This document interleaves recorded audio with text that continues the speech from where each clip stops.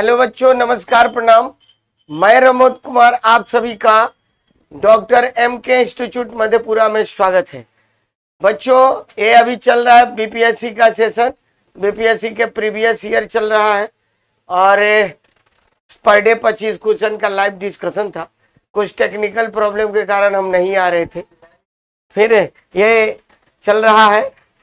अब हम आ गए हैं, तो आइए बिना देर किए आज डे 8 है, 8वां दिन बायोलॉजी चल रहा है। यह कोचिंग संस्थान जो है बिहार एसएससी, बिहार दरोगा, बीपीएससी, एसएससी, रेलवे, सभी कॉम्पिटेटिव एग्जाम, सिपाही उपाही सबकी तैयारी कराई जाती है।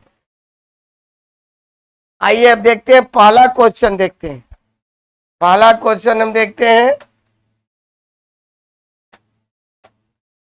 तना काट आमतौर पर किसके प्रवर्धन में प्रयोग किया जाता है? तना काट मतलब तना को काट के नया पौधा का विकास किसमें किया जाता है?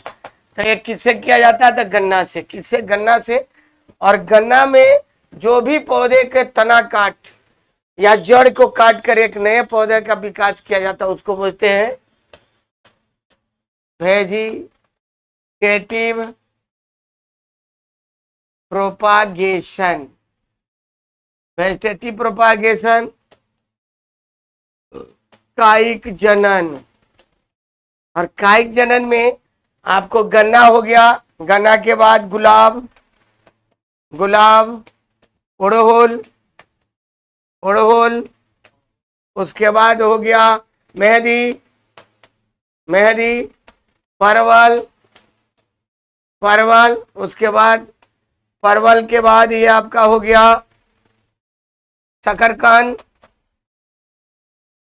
शकरकंद, ये सब का तो हमको सहजन, सहजन जिसको मूंगा बोलते हैं, ये सब का तना काट के आलू, आलू, जितना भी अंडरग्राउंड स्टेम है सबका विकास तने से होता है।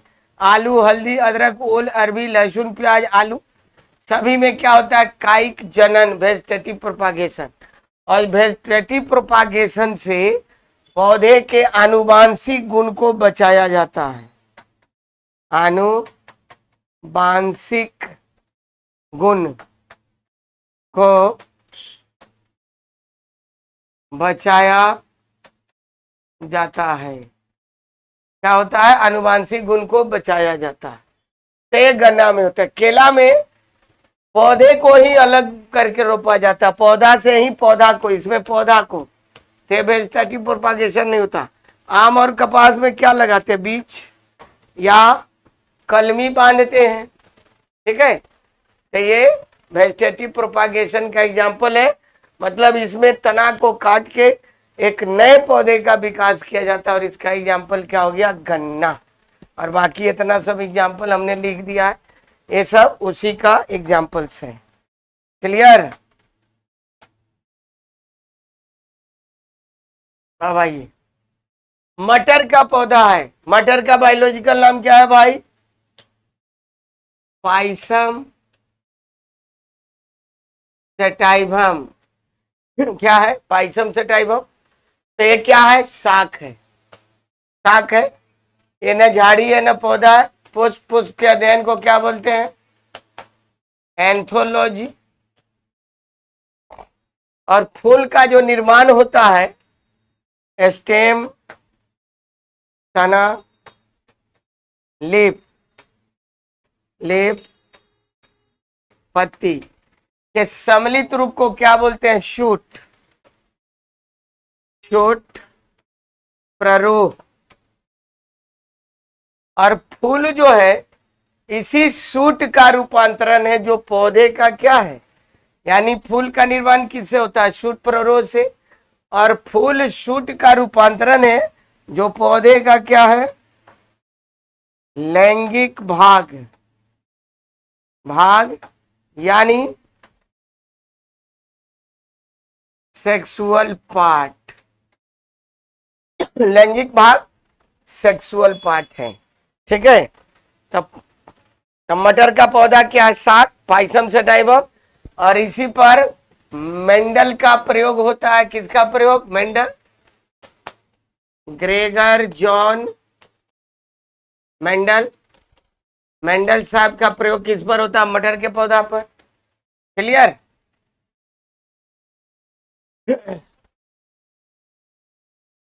फलियां अत्यधिक, फली का मतलब हो गया जितना दाल वाला पौधा है, दाल वाला पौधा, जितना दाल वाला पौधा है, फलियां अत्यधिक पौष्टिक होती है क्योंकि उनमें प्रचुर मात्रा में क्या पाया जाता है?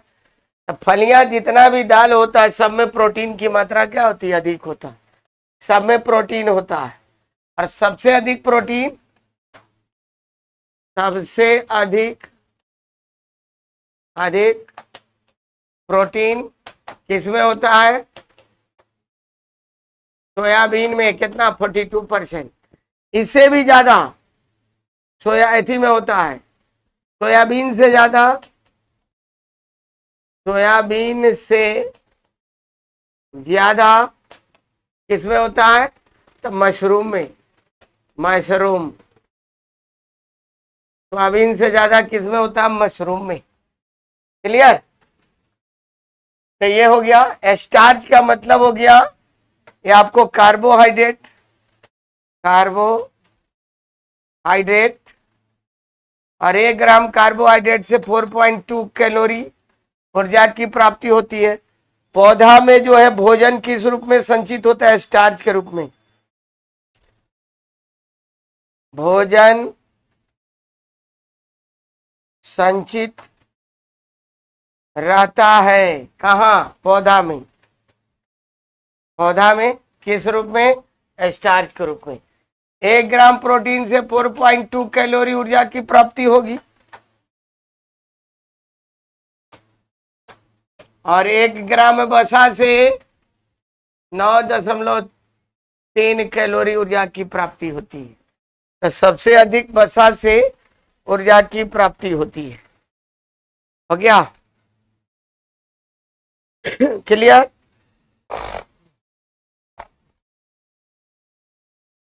नेक्स्ट, किसमें परिवर्तन के कारण रंध्र खुलते हैं? पहले समझिए कि रंध्र होता क्या है। स्टोमाटा पहले आप उसको समझिए, फिर हम लोग रंध्र। देखो, पत्ती में इस तरह से क्या होते हैं? छोटे छोटे छिद्र होते हैं, छोटे छोटे पोर। इसको हम लोग बोलते हैं एस्टोमाटा, यानी रंध्र। ठीक है? और इसके द्वारा क्या होता है? वाष्पोत्सर्जन। वाष्पोत्सर्जन क्या होगा? वाष्पोत्सर्जन। ठीक है? अब देखो, वाष्पोत्सर्जन वह रासायनिक क्रिया है जिसमें पत्तियों के सतह से जल वाष्प के रूप में वाष्पित होता है। पत्तियों में क्या पाए जाते हैं? स्टोमाटा, जो दिन में खुलते और रात में बंद हो जाते हैं। स्टोमाटा में इस तरह के सेल होता है, ऐसे किडनी सेपेट, ऐसे ऐसे। इसको हम लोग बोलते हैं गार्ड सेल। गार्ड सेल यानी सुरक्षा कोशिका। सवाल उठता है कि स्टोमाटा खुलता कैसे? आप इसको ऐसे समझो, कोई मजदूर है, वो जब काम करने के लिए सुबह में भोजन करके जब निकलता है तो देखिएगा काफी फर्स्ट आवर में खूब तेजी से काम करेगा, और जैसे जैसे वो थकेगा वैसे वैसे काम करने का स्पीड क्या होगा? घटता चला जाएगा। क्या होगा? घटता चला जाएगा। तो जब स्पीड घटेगा और शाम को थकते हुए घर आता, उसी तरह जैसे ही सूर्य की पहली किरण स्टोमाटा रंध्र पर पड़ती है तब स्टोमाटा क्या होते हैं? खुल जाते हैं और दिन भर ट्रांसपीरेशन की क्रिया होते रहती है। इसमें पोटेशियम आयन होता है। शाम होते होते पानी क्या हो गया? कम, स्टोमाटा हो गया बंद। रात भर फिर पानी स्टोर होता है, आज सुबह में जब पहली किरण खुले पड़ेगी तो पोटेशियम आयन के प्रेशर से स्टोमाटा क्या हो गया? खुल गया। स्टोमाटा दिन में खुलते और रात में बंद हो जाते हैं। वाष्पोत्सर्जन की दर को किससे मापा जाता है? पोटोमीटर से मापते हैं। किससे मापते हैं? पोटोमीटर से। और रात में वाष्पोत्सर्जन की क्रिया नहीं होती। यहाँ जो पत्ती देखते हो, यहां पर एक छिद्र होता है जिसको बोलते हैं हाइडाथोड, हाइडाथोड, और इसी से द्वारा रात में बूंद बूंद पानी टपकते रहता है। तो रात्रि में वाष्पोत्सर्जन नहीं होता है, रात्रि में जो क्रिया होती है उसको बोलते हैं घटेशन। घटेशन यानी बिंदु स्राव। तो दिन में होता है ट्रांसपायरेशन और रात में होता है घटेशन। तब आइए अब हम क्वेश्चन पर चलते हैं। तो किसमें परिवर्तन के कारण रंध्र खुलते या बंद होते हैं? तो कोशिकाओं में पानी की मात्रा बढ़ेगी तो रंध्र खुलेंगे, और पानी की मात्रा कम होगी तो जैसे ही सूर्य कम खत्म हुआ, पानी की मात्रा कम हुई तो ये बंद हो जाएंगे। क्लियर?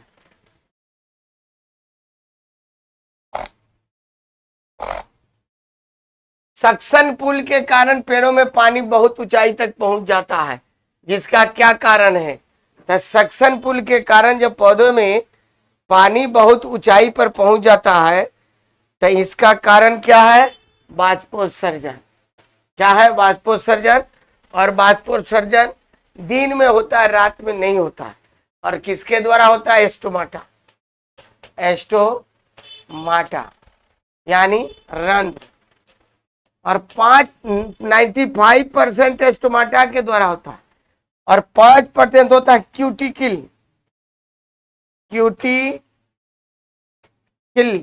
ये तना में होता है, इसको क्यूटिकुलर ट्रांसपायरेशन बोलते हैं। तना के द्वारा भी 5% ट्रांसपायरेशन की क्रिया होती है। ठीक है।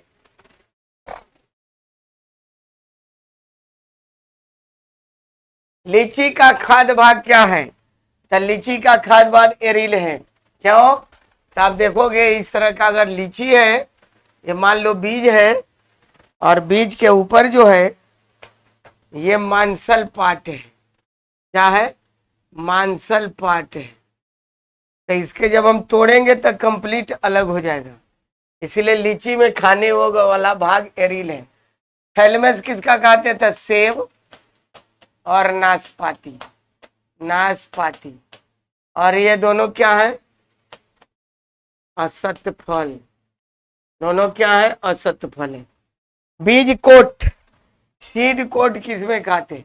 तो सीड कोट किसी में नहीं खाते, बीज पत्र खाते, उसी को बोलते हैं सीड कोट। तो किसमें खाते हैं? काजू में।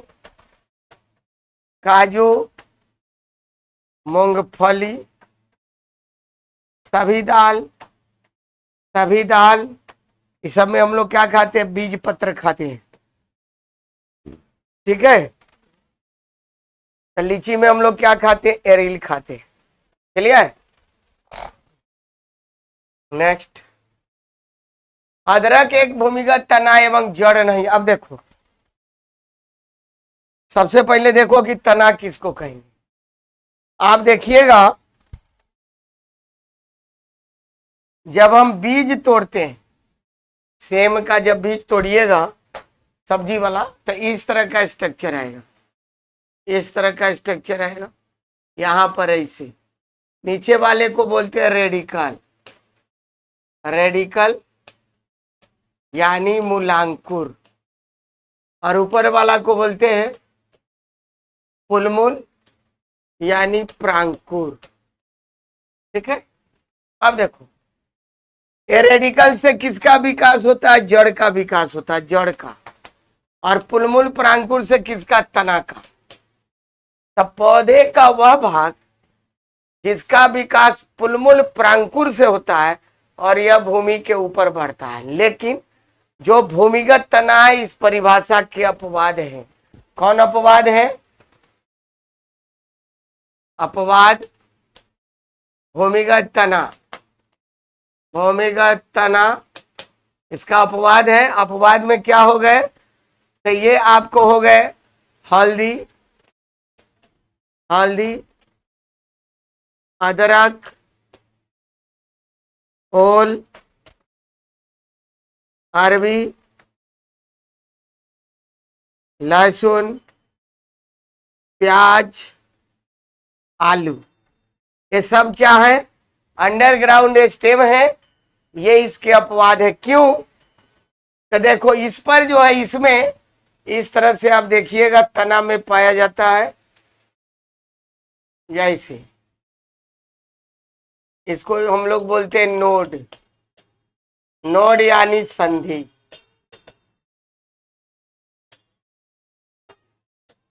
और दो नोड के बीच की दूरी बोलते हैं इंटरनोड। इंटरनोड यानी पर्व संधि। तो ये तना में पाया जाता है, ये तना का लक्षण। ये नोड इंटरनोड सब में पाया जाता है। और इसी पर देखिएगा एक दूसरा से अपोजिट क्या होगा, ये बड्स होता है। बड्स यानी कलियां। कलियां होगा, बड्स कलियां। और इसी बर्ड से नए पौधे का विकास हो जाता है। आप देखिएगा हल्दी में थोड़ा थोड़ा निकला रहता है। हल्दी हम लोग खेत से निकालेंगे तो बर्ड्स टूट के रह जाएगा, नया पौधा निकलेगा। या देखिएगा अक्टूबर नवंबर में आलू में निकल जाता है, आलू जम जाता है, जिसको बर्ड्स बोलते हैं, उसी को काट के हम लगाते हैं तो नया पौधा का विकास होता है। तो ये सब तना के लक्षण है। तो ये सब हल्दी अदरक ओल अरबी पे पाया जाता है, इसलिए वो सब क्या है, तना है। ठीक है। तो अदरक एक भूमिगत तना है एवं जड़ नहीं है। क्यों? तो इसमें गांठ एवं पर्व होते हैं। इसमें खाद्य सामग्री का भंडारण करता है। ठीक है। क्या करता है ये? खाद्य सामग्री का क्या करता है? तो ये भंडारण करता है। तो इसमें गांठ एवं पर्व होते हैं। गांठ का मतलब नोड और इंटर नोड। नोड यानी संधि और इंटरनोड, इंटरनोड यानी पर्व संधि। ये भोजन संग्रह करना, खाद्य सामग्री का भंडारण, ये सेकेंडरी चीज है। ठीक है। वो जड़ में भी होता है। तब मेन तना का यही लक्षण है। ठीक है। नेक्स्ट देखिए, जल परागित पुष्पों के परागकण होते हैं। तो जल के द्वारा जो परागन की क्रिया होती है, तो उसमें जो है ये जल के द्वारा जब परागन की क्रिया होगी तो सबसे पहले जब परागन की क्रिया जल द्वारा होती है तो उसको बोलते हैं हाइड्रोफिली। हाइड्रोफिली। और इसमें सूखा होता है। सूखा रहेगा तब ना तो भीगा हुआ रहेगा तो सड़िए जाएगा। जंतु द्वारा होगा, जंतु द्वारा परागन होगा, उसको बोलते हैं जूफिली। जूफिली। पक्षी द्वारा जब परागन होगा तो उसको बोलेंगे ऑर्निथोफिली। कीट द्वारा होगा तो उसको बोलेंगे एंटोमोफिली। मोलस्का द्वारा होगा उसको बोलेंगे मलैकोफिली। मलैकोफिली। और जल द्वारा तो हो ही गया। और आपको हवा द्वारा होगा, हवा द्वारा तो होगा तो उसको बोलते हैं एनिमोफिली। क्लियर? तो इतने द्वारा ये पर परागन की क्रिया इतने द्वारा होता है। तो चिपचिपे होंगे जब कीट द्वारा और पक्षी द्वारा होगा, और जल द्वारा होगा तो ये सूखा हुआ रहता है। ठीक है। इनको लिखना है, लिख लीजिए। जल द्वारा हाइड्रोफिली, जंतु द्वारा जूफिली, पक्षी द्वारा ऑर्निथोफिली, कीट द्वारा इंटोमोफिली, मोलस्का द्वारा मलैकोफिली, हवा द्वारा एनिमोफिली।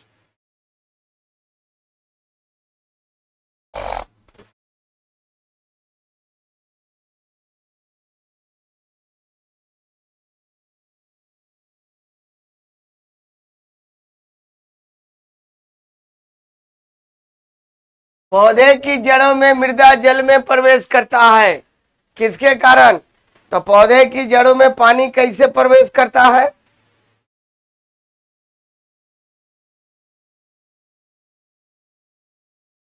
ऑस्मोटिक प्रेशर द्वारा। किसके द्वारा? ऑस्मोटिक प्रेशर द्वारा।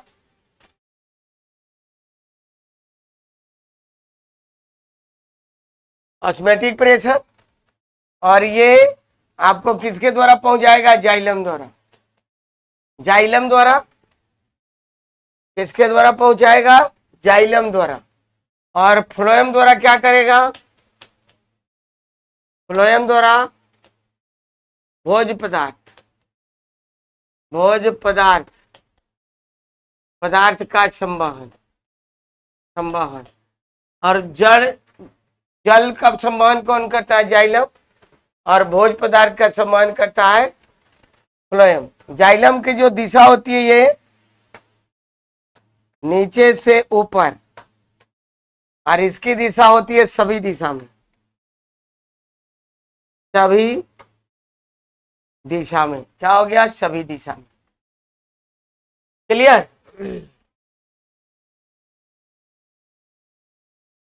संवेदनशील पौधों में मेमोसा पुडिका, इसको क्या बोलते हैं? छुई मुई, छुई मुई या लाजवंती, लाजवंती। इसके देखिएगा छूने से पत्तियां सिकुड़ जाती है या पौधे मुरझा जाते हैं। ठीक है।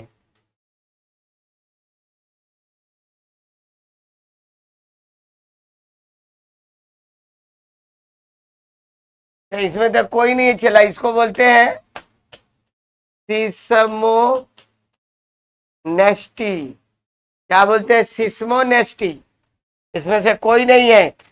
क्यों मुरझा जाती है? तो सिस्मो नेस्टी के कारण वो मुरझा जाती है।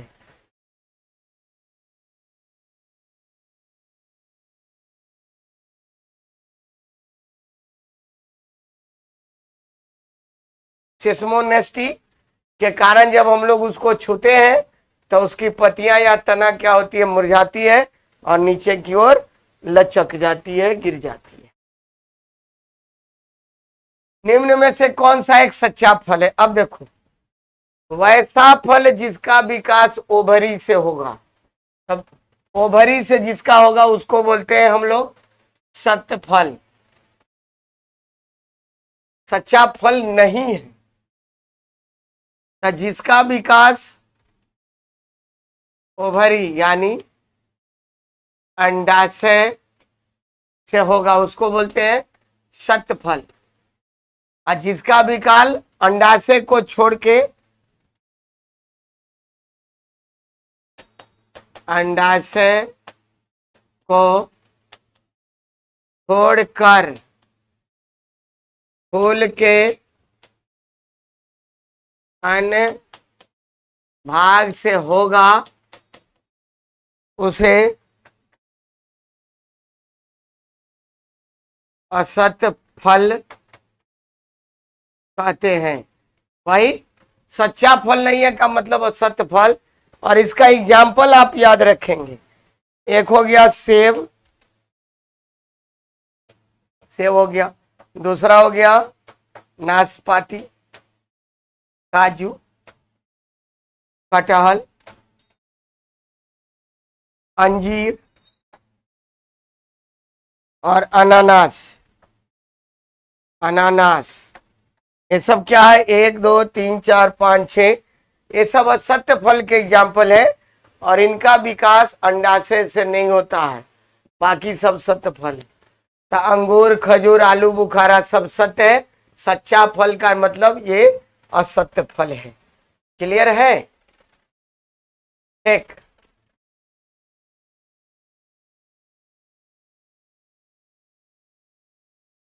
पाइन फर एस्नूस नहीं होता है, चला एस्प्रूस होता है। एस्प्रूस, सिडार, लार्च एवं साइप्रस नहीं, साइकस, साइकस आदि मशहूर लकड़ी उत्पादक पौधे में से बहुत से भारत के पहाड़ी क्षेत्रों में पाए जाते हैं। ये सभी क्या कहलाते हैं? अनावृत बीजी। अब चला थोड़ा सा हम आपको बताते हैं प्लांट ग्रुप। प्लांट ग्रुप में क्या होता है? प्लांट ग्रुप पादप समूह 2 प्रकार के। एक हो गया क्रिप्टोगैम्स, क्रिप्टोगैम्स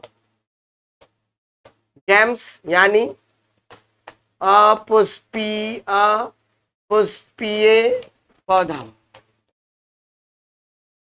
इसमें आ गया 3 गो हेलोफाइटा, ब्रायोफाइटा और टेरिडोफाइटा। और यहां पर आ गया जिम्नोस्पर्थी, क्रिप्टोगैम्स, फेनेरोगैम्स, फेनेरोगैम्स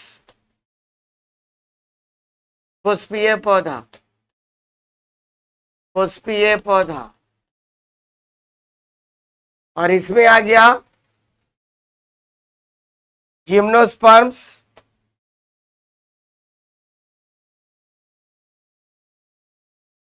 जिम्नोस्पर्म्स, अनावृत बीजी या नग्न बीजी। और ये आ गया एंजियोस्पर्म्स,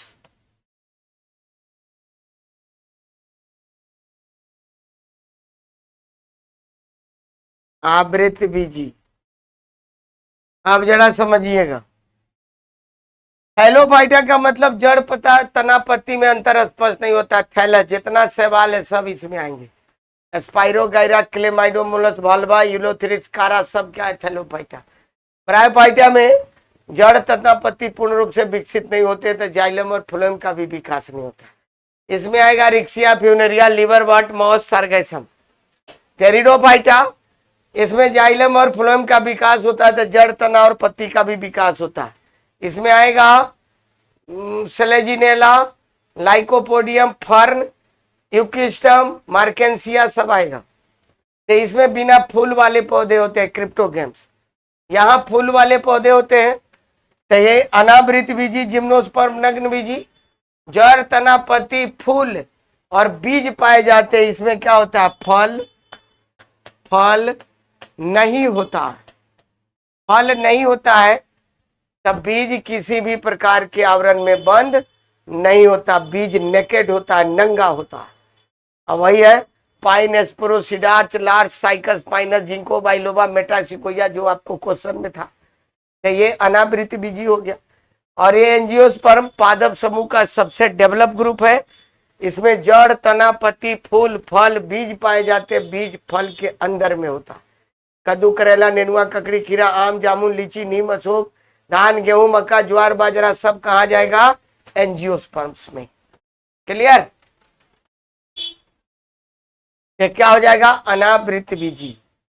एक बीज पत्री, दुई बीज पत्री का मतलब होता है कि छिलका हटाइए जिसका बीज 2 भाग में नहीं बटेगा, उसको एक बीज पत्री कहेंगे। इसका एग्जाम्पल हो गया धान, गेहूं, मक्का, ज्वार, बाजरा। दुई बीज पत्री, बीज हटाओ, 2 भाग में बीज बट गया। सभी दाल, उसके बाद काजू, काजू, मूंगफली, बादाम, ये सब क्या हो गया, दुई बीज पत्री। राजमा, सोयाबीन, सब हो गया दुई बीज पत्री। क्लियर? निषेचन की क्रिया कहां पर संभव होती है, तो निषेचन की क्रिया कहां पर होगी,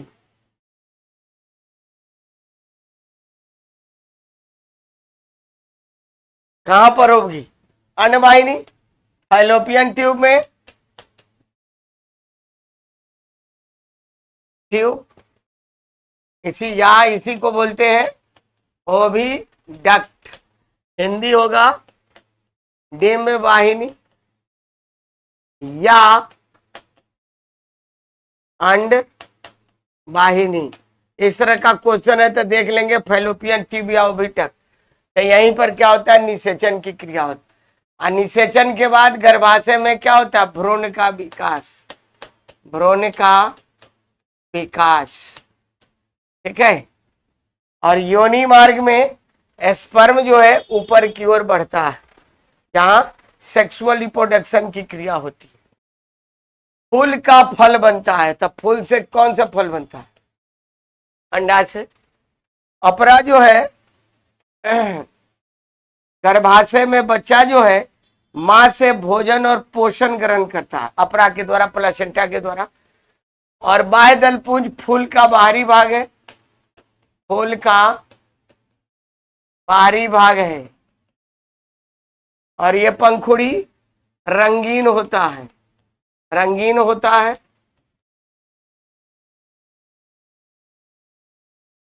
परागन के लिए कीट को आकर्षित करता है। और यह जो है हरा रंग का होता है, हरा रंग। हरा रंग को छोड़कर अन्य किसी रंगों में नहीं पाया जाता है। क्लियर? लौंग एक मसाला पौधे किस भाग में प्राप्त होता है? फूल की कली, फ्लोरल बड्स, फ्लोरल बड्स। फल तो आम, जामुन, लीची, कद्दू, करेला, नेनुआ, ककड़ी, खीरा, टमाटर, बैगन सब फल है। तना में कौन हो गया? तो हल्दी, अदरक, ओल, अरबी, लहसुन, प्याज, आलू, ये सब हो गया तना। जड़ कौन हो गया? मूली, गाजर, शलजम, चुकंदर, शकरकंद, ये सब क्या तना खाते हैं। ठीक है। तो ये लौंग में खाने योग्य भाग क्या है? फ्लोरल बड्स, पुष्प कली या फूल की कली। लौंग पौधे के निम्नलिखित में से किस भाग से प्राप्त होता है? तो किससे? शुष्क पुष्प कली। वही चीज को यहां उल्टा के पूछ दिया। फ्लोरल बड्स,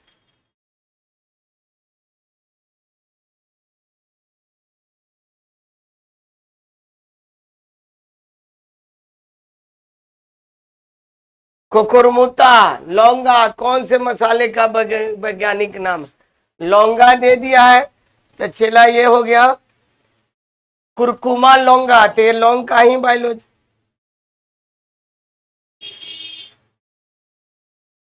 हल्दी का नाम है, किसका नाम है? हल्दी का बायोलॉजिकल नाम है कुरकुमा।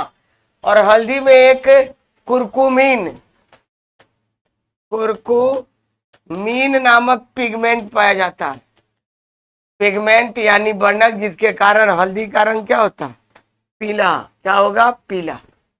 ठीक है। तो एक कुरकुमा लौंगा जो है हल्दी का वैज्ञानिक नाम है। कुरकुमा जहां हो गया वो सब हो जाएगा।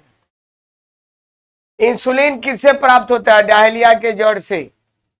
ठीक है, डायलिया के जड़ से इंसुलिन प्राप्त होता है। और इंसुलिन में कौन सी धातु? जेडन जस्ता धातु पाया जाता है। और यह ग्लूकोज को किसमें चेंज करता है?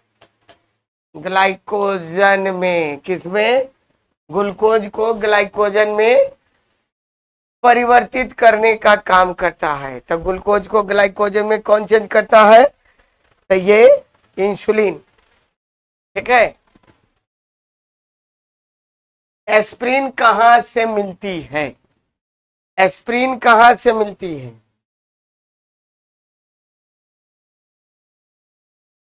तो एस्प्रिन क्या है? एक पेड़ से मिलता है। एस्प्रिन कहां से? एक पेड़ से।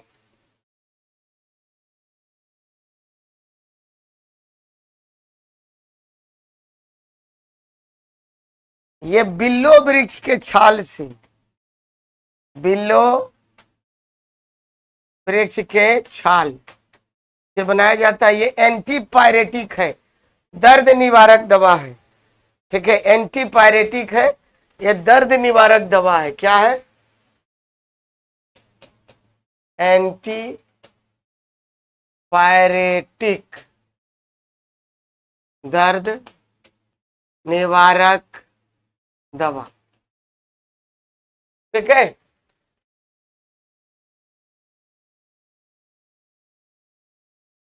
एस्प्रिन क्या है? लो यहीं पर आ गया। ये क्या है? एंटीपायरेटिक है। प्रतिजैविक एंटीबायोटिक्स, एंटीबायोटिक्स बहुत सारे। पहला एंटीबायोटिक कौन से है? पेनिसिलिन, पेनिसिलिन, और इसका निर्माण हुआ था पेनिसिलियम, पेनिसिलियम नोटेटम कवक, कवक से। और इसका खोज कौन किए थे? अलेक्जेंडर फ्लेमिंग, अलेक्जेंडर फ्लेमिंग के द्वारा इसका खोज किया गया था। ठीक है, तो ये प्रतिजैविक है। अब तो बहुत सारे एंटीबायोटिक है। ठीक,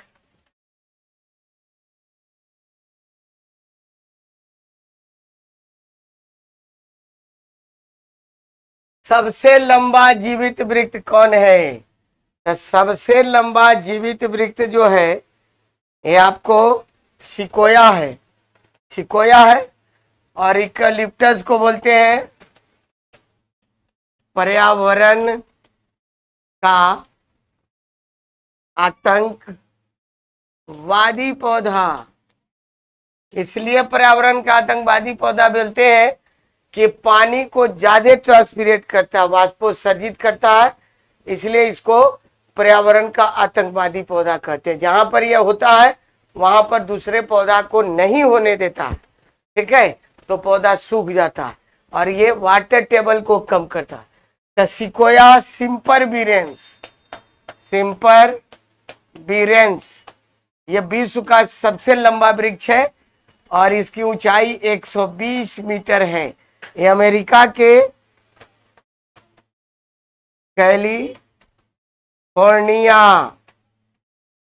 कैलिफोर्निया राज्य में स्थित है। कहाँ है? अमेरिका के कैलिफोर्निया राज्य में सिकोया सिम्परविरेंस सबसे बड़ा वृक्ष है। ठीक है, द्विपद विज्ञान संबंधी नाम का उदाहरण है। द्विपद का मतलब ये दो नाम, राना टाइबरीना नहीं होता, राना टिग्रीना होता है। चिला, ठीक है, राना टिग्रीना होता है, टाइबरीना नहीं होता है। ठीक है, राना टिग्रीना ये मेढक का है, मेढक का नाम है। और द्विनाम पद्धति किनके द्वारा दिया गया था? तो ये हो गया कैरोलस लिनियस, लिनियस के द्वारा दिया गया। और इनको वर्गीकरण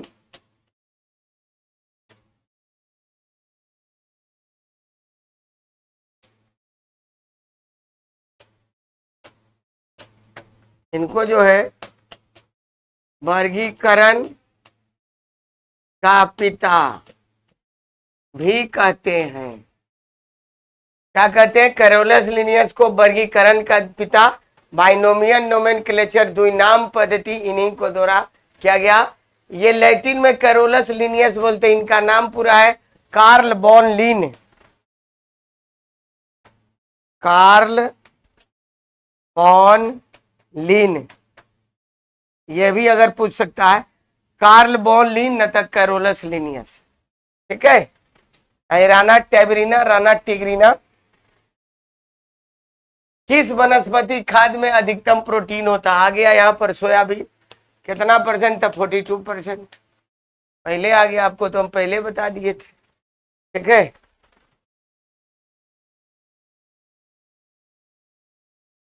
संसार का सबसे बड़ा पुष्प रफलेसिया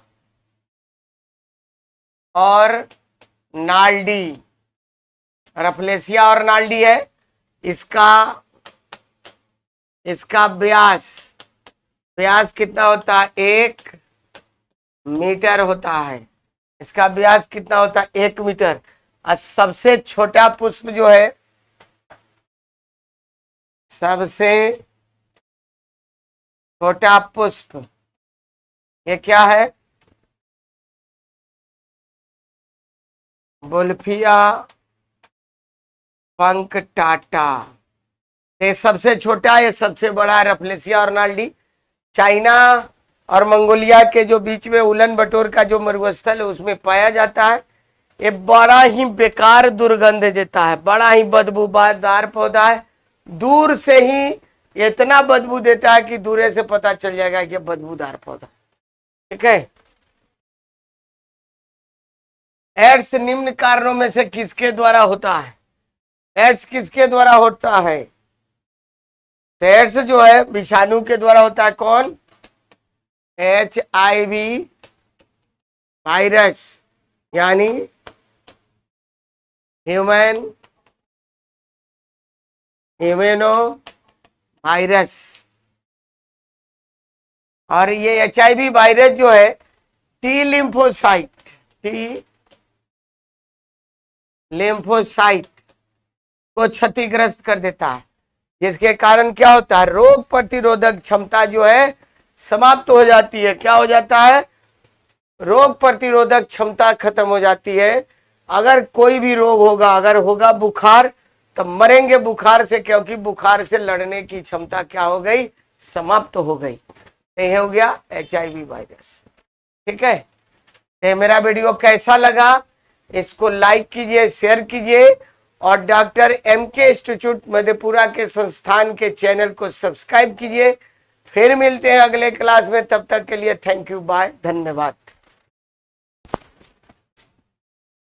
कहाँ है?